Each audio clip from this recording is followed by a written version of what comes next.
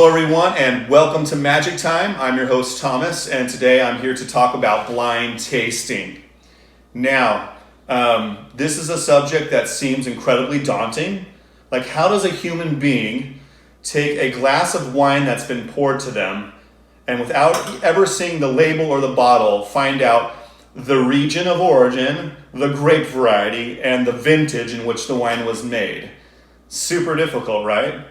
But I'm here to tell you that it's not that difficult at all. All you really need is a lot of reference points, meaning if you go through the process of tasting lots and lots of different wines from all over the world, all different grape varieties, and try to find wines of all different vintages and create this reference within your mind, you will have all that you need to do to blind taste. You don't need a magic palate, you don't need an incredible magic nose, but what you need is to have reference points. And all of us, all human beings, have the basic capability of tasting and smelling and remembering these little reference points. So my first advice in blind tasting is taste a shitload of wine, because you're going to need those reference points. Why do I say that? Because blind tasting is never about what's in the glass. For example, if someone was to pour me a glass of red wine like this, it's not me saying, oh, I think, let me taste it, it's this. No, it's much more mechanical, the process of blind tasting. The Court of Master Sommeliers refers to it as the deductive tasting program, right? So it's a format of taking a wine that you've never seen the label or the bottle and finding out all the little things that it's not. That way you come up with a conclusion about what it is. For example, and I know what this is already, so it's not, this doesn't really count, but I'm going to show you how it would work. Let's say I was poured this glass of red wine. The first thing I can do is eliminate, just by my eyesight, about 50% of the wine in the entire world, right? Why? Because it's red and it's not white wine. So immediately I'm poured a glass of wine, I can say this is red wine, and that's my first thing, and I can eliminate half the wines in the world. Moving on from there, I can say, well, this wine, this shade of color, and you can't really see it on the camera, I apologize. This color is super light red wine. I can see my hand through it, and hopefully you have a white surface to work with. I can see my hand through it. It's very light around the rim, and it's kind of a light pinkish color. Not pink enough to be a rosé, but very light red wine. So immediately I can say it's not the following. I can say it's not Syrah, right? Most Syrah is inky and opaque and dark in color, whether it's from Australia or whether it's from France or anywhere else in the world. So this is not Syrah. So I've eliminated tons of different options right there. Number two, this wine is not a Bordeaux varietal. It's not Cabernet Sauvignon, it's not Merlot, right? It's not Petit Verdot Malbec, right? Or Cabernet Franc. This is much too light in color to be any of those grape varietals, even if they are single varietal wines and not blended together. This is not Bordeaux, France, and this is not any of those grape varieties, right? So I just eliminated a huge amount of wine right there, right? So what's left? Well, I can also say that this wine is probably not Zinfandel. I've never quite seen a Zinfandel quite this light in color, even from a colder climate region. After I eliminate that, I can eliminate other periphery varietals that aren't probably you're gonna be tested on as well. But I'm gonna go ahead and say that this wine can be a few different things. This could be potentially Sangiovese from Italy, so Chianti, right? Although I haven't seen too many Chiantis that are quite this light, but that's okay. We'll keep Chianti in the picture.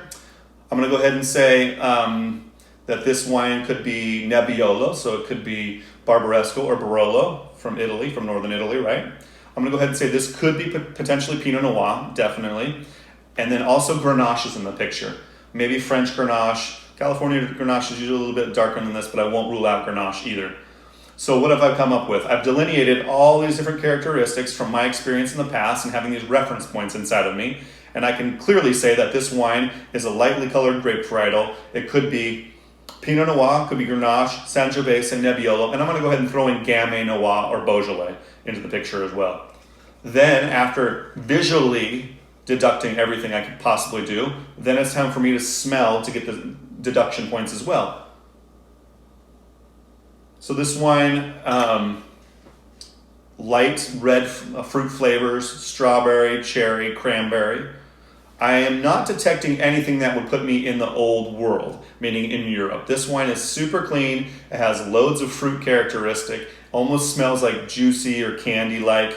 Definitely would keep me in the new world on this, meaning that it's from warmer climate and not colder climate regions. So I'm going to go ahead and eliminate Italy. So I've eliminated Sangiovese and I've eliminated Nebbiolo just by smelling the wine, right?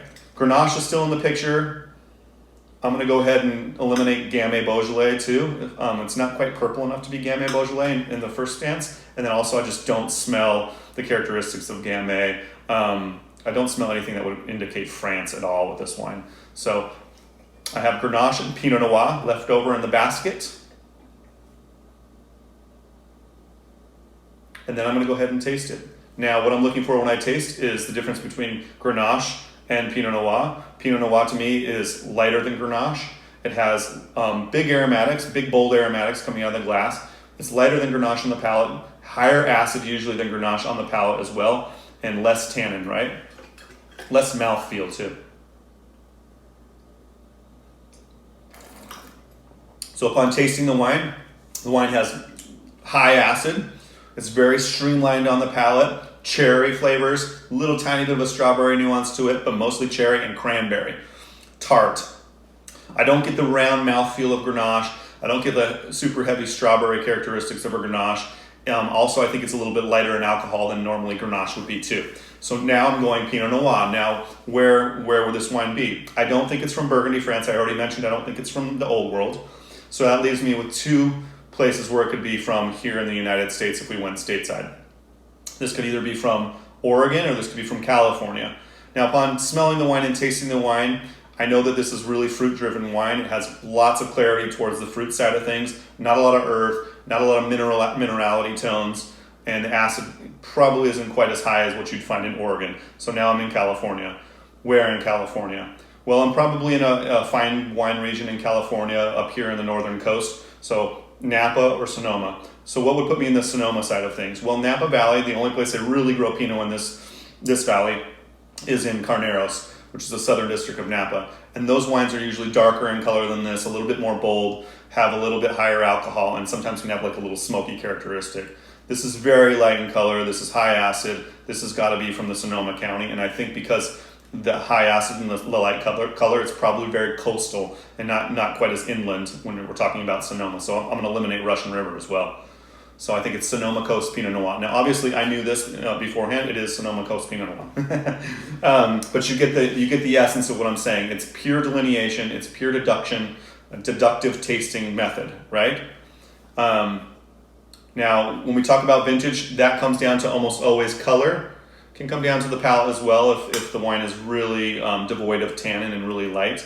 But this wine, I can definitely tell that it's ranging from probably 3 to 5, 3 to 6 years old, probably a little more in like this 5 to 6 year old camp, because of the rim, or what we call the meniscus, is very watery, and the color of the wine is changing from red to almost kind of like an orange hue or a brick hue, meaning the wine has age. So I would put it into 5 to 6 years old. It's 2016 Pinot Noir, so I would be very close with that. So that's how you blind taste. It's never about just being completely overwhelmed and saying, oh no, what is this? It's about delineating all the things that it's not to eventually come to the conclusion what's left over about what the wine is. So that's how you blind taste in a nutshell. Peace.